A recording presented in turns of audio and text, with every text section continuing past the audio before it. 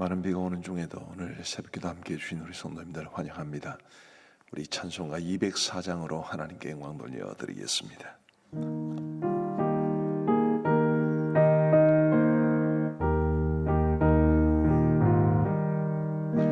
주의 말씀 듣고서 준행하는 자는 반석 위에 터닫고 집을 지음 같아.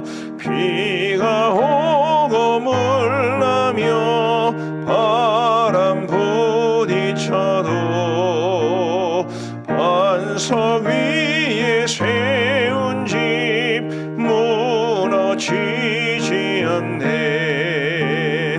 잘 짓고 잘 지세 우리 집 잘 지세.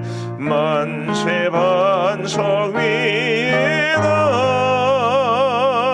우리 집 잘 지세. 주의 말씀 듣고도 행치 않는 자는 모래 위에 터닫고 집을 지음 같아. 비가 오고 물나며 바람 부딪힐 때 모래 위에 세운 집 크게 무너지네. 잘 짓고 잘 지세 우리 집 잘 지세. 만세 반석 위에다 우리 집 잘 지세. 세상 모든 사람들 집을 짓는 자니 반석 위가 아니면 모래 위에 짓네. 우리 구주 오셔서 지은 상을 줄 때 세운 공로 따라서 영영상 벌 주리. 잘 짓고 잘 지세 우리 집 잘 지세. 만세 반석 위에다 우리 집 잘 지세. 아멘. 오늘 하나님께서 우리 주시는 말씀은 신명기 1장 말씀입니다. 신명기 1장 34절부터 46절까지의 말씀을 우리 교독하시겠습니다. 신명기 1장 34절부터 46절까지의 말씀입니다. 제가 먼저 34절을 읽겠습니다. 여호와께서 너희의 말소리를 들으시고 노하사 맹세하여 이르시되 이 악한 시대의 사람들 중에는 내가 그들의 조상에게 주기로 맹세한 좋은 땅을 볼 자가 하나도 없으리라. 오직 여분의 아들 갈렙은 온전히 여호와께 순종하였은즉 그는 그것을 볼 것이요 그가 밟은 땅을 내가 그와 그의 자손에게 주리라 하시고 여호와께서 너희 때문에 내게도 진노하사 이르시되 너도 그리로 들어가지 못하리라. 내 앞에 서 있는 눈의 아들 여호수아는 그리로 들어갈 것이니 너는 그를 담대하게 하라. 그가 이스라엘에게 그 땅을 기업으로 차지하게 하리라. 또 너희가 사로잡히리라 하던 너희의 아이들과 당시의 선악을 분별하지 못하던 너희의 자녀들도 그리로 들어갈 것이라. 내가 그 땅을 그들에게 주어 산업이 되게 하리라.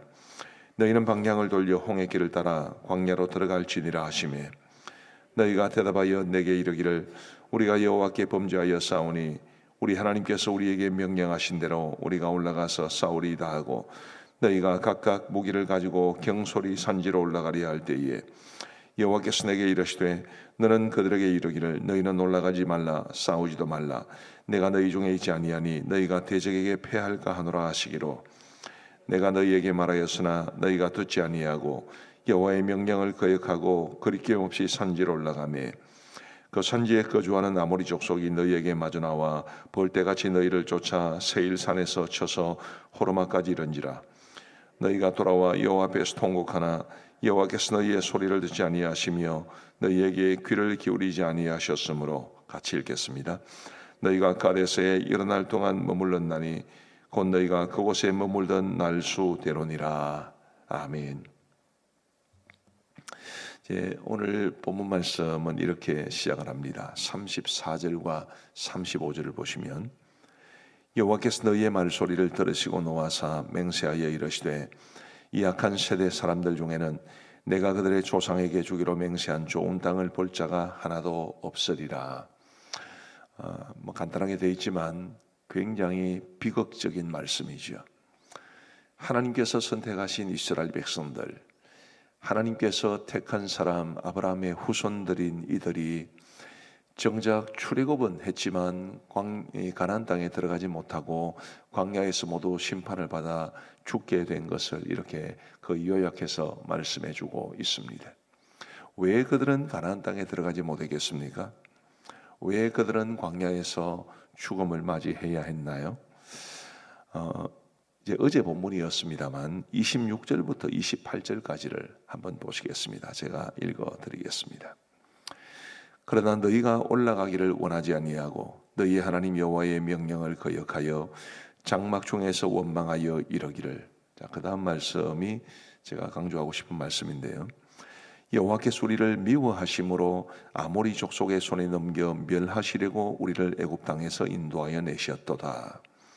28절에 우리가 어디로 가랴 우리의 형제들이 우리를 낙심하게 하여 말하기를 그 백성은 우리보다 장대하며 그 성읍들은 크고 성곽은 하늘에 닿았으며 우리가 또 거기서 안악자손을 보았노라 하는도다 하기로. 자, 27절 말씀 제가 좀 강조해서 읽었던 부분을 다시 한번 보시면요. 여호와께서 우리를 미워하심으로 아모리 족속의 손에 넘겨 멸하시려고 우리를 애굽 땅에서 인도하여 내셨도다. 하나님을 정확하게 바르게 이해한 것입니까? 하나님께서 설마 이런 목적으로 그들을 인도해 내셨겠습니까? 결국 이 이스라엘 백성들의 근본적인 문제가 뭐였느냐 하면 하나님의 선하심을 그들은 신뢰하지 못했던 것입니다. 하나님께서 그들을 애굽에서 건져내신 것, 또 그들을 애굽 땅으로 가나안 땅으로 인도해 가시는 그 모든 과정에서 하나님께서 우리에게 좋은 것을 주시기를 원하신다는 그런 확신이 그들 가운데 있어야 했는데 그들 눈앞에 이제 12 정탐꾼들이 보고를 하면서 그들의 눈에는 그 가나안 땅에 살고 있던 아낙 자손이 보였고 또 그 아낙 자손들을 중심으로 구축해 놓은 견고한 방어선들만 보였지 하나님의 신실하심은 그들에게 보이지 않았습니다. 그렇기 때문에 그들은 하나님을 불평하고 원망했고 결국 그로 인해서 자업자득이라 할 수 있겠습니다만 결국 가나안 땅에 들어가지를 못했던 것입니다. 우리 예수님을 믿는 사람들도 이 땅을 살아가면서 어려움도 겪을 수 있고 또 고난을 겪을 수도 있겠지만 가장 중요한 것은 하나님의 신실하심을 얼마나 의지하느냐일 것입니다.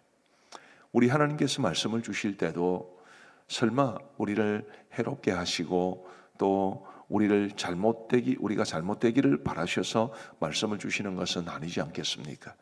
하나님께서 다 우리에게 우리가 잘 되기를 바라는 마음으로 우리에게 말씀을 주십니다.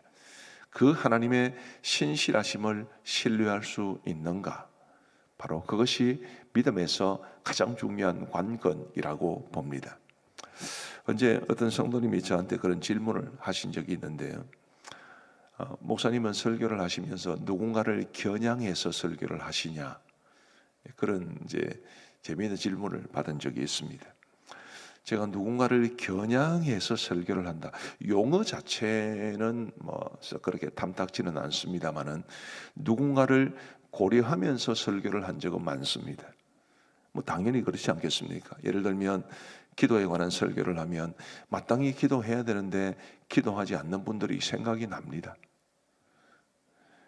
형제간에 서로 사랑하고 용서하라는 말씀을 전하게 되면 사랑하지 못하고 용서하지 못하고 서로 싸우는 사람들이 생각이 나지요. 또 덕스러운 말을 강조를 하는 설교를 하면 그 말 때문에 사람들에게 상처를 주는 사람들이 생각이 납니다. 당연한 것 아니겠습니까? 그러면서 그런 분들이 정말 하나님의 말씀대로 살아가기를 바라고 그 본연의 습성을 따라 살지를 않기를 바라는 마음, 그런 마음 간절하지요. 목사인 제 마음에도 그런데 하나님은 오죽하시겠습니까? 하나님께서 우리의 뭔가 이렇게 잘못을 좀 지적하는 듯한 그런 말씀을 주실 때도 하나님이 우리에게 선한 것을 주시려고 그런 말씀을 주시는가? 아니면 그냥 하나님이 우리를 정죄하시고 또 마냥 싫은 소리 하기 위한 그런 목적으로 우리에게 그런 말씀을 주시는가? 영 다르지 않겠습니까? 우리 사랑하는 성도 여러분, 부디 어떤 형편, 어떤 상황 가운데 처하시든지 혹은 어떤 말씀을 들으시든지 하나님의 신실하심을 신뢰할 수 있게 되기를 간절히 바랍니다. 우리에게 늘 좋은 것을 주시기를 원하시는 하나님.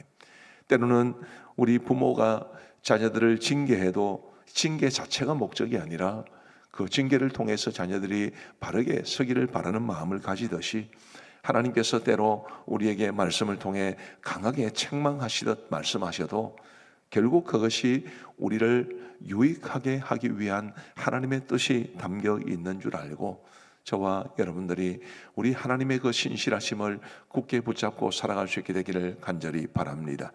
다시 한 번 더 말씀드리지만 하나님이 결코 우리를 멸망시키기 위해서 우리를 안 좋은 길로 인도하기 위해서 우리의 걸음을 인도하시는 것이 절대로 아닙니다. 반드시 우리에게 더 나은 것을 주시려고 더 좋은 것을 주시려고 우리의 삶을 인도해 가고 계신다는 사실 굳게 확신할 수 있는 저와 여러분들 되시기를 주님의 이름으로 축복합니다. 오늘 말씀에서 아주 의미 있는 표현이 제일 앞부분에 나오고 제일 뒷부분에도 나옵니다.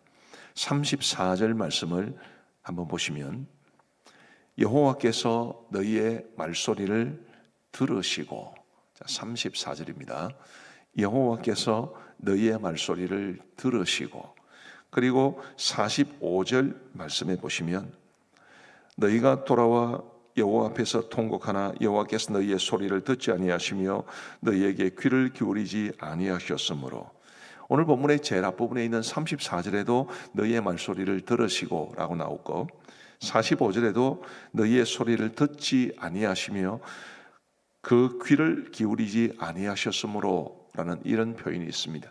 근데 똑같이 듣는다라는 말이 나오는데 앞에 거하고 뒤에 거하고 조금 다릅니다.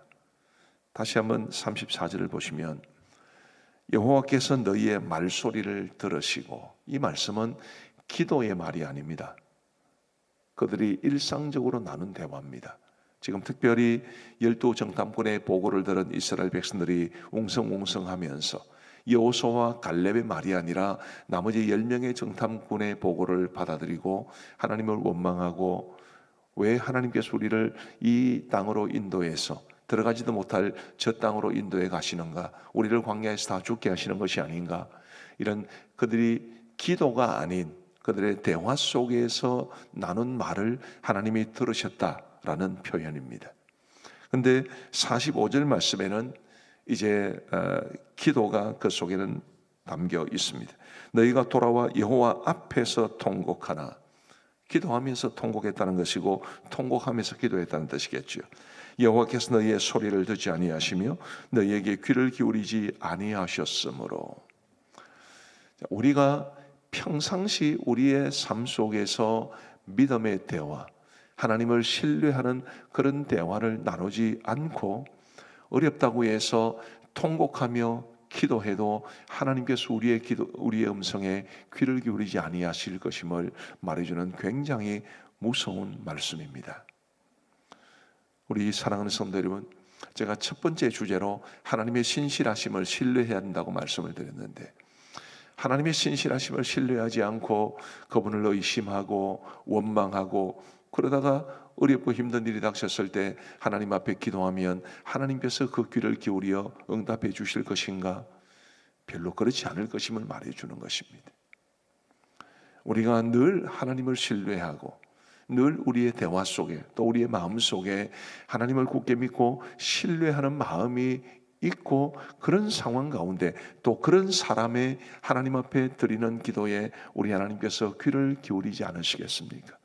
이것은 기도에 관해서도 우리에게 중요한 교훈을 가르쳐 주는데, 기도라는 것이 물론 하나님은 우리의 작은 시름에도 응답해 주시는 하나님이시기는 하지만 그분의 신실하심을 우리가 가진 판단의 기준으로 재단하고 할 수는 없지만, 그래도 늘 하나님 사랑하고 늘 하나님을 신뢰하고 그분이 정말 사랑 많으신 분이심을 확신하며 믿음으로 살아가는 사람들의 말에 귀를 더 잘 기울여 주실 것은 뻔한 일 아니겠습니까? 우리 모두 그런 측면에서 정말 우리 평상시의 모든 대화가, 우리 평상시에 우리의 마음의 상태가, 평상시 우리의 믿음의 상태가 늘 하나님을 신뢰하고 하나님을 기쁘시게 하는 것이 될 수 있기를 간절히 바랍니다. 그런 사람들의 말에 우리 하나님께서 귀를 기울이시고 기도에 응답해 주실 것입니다.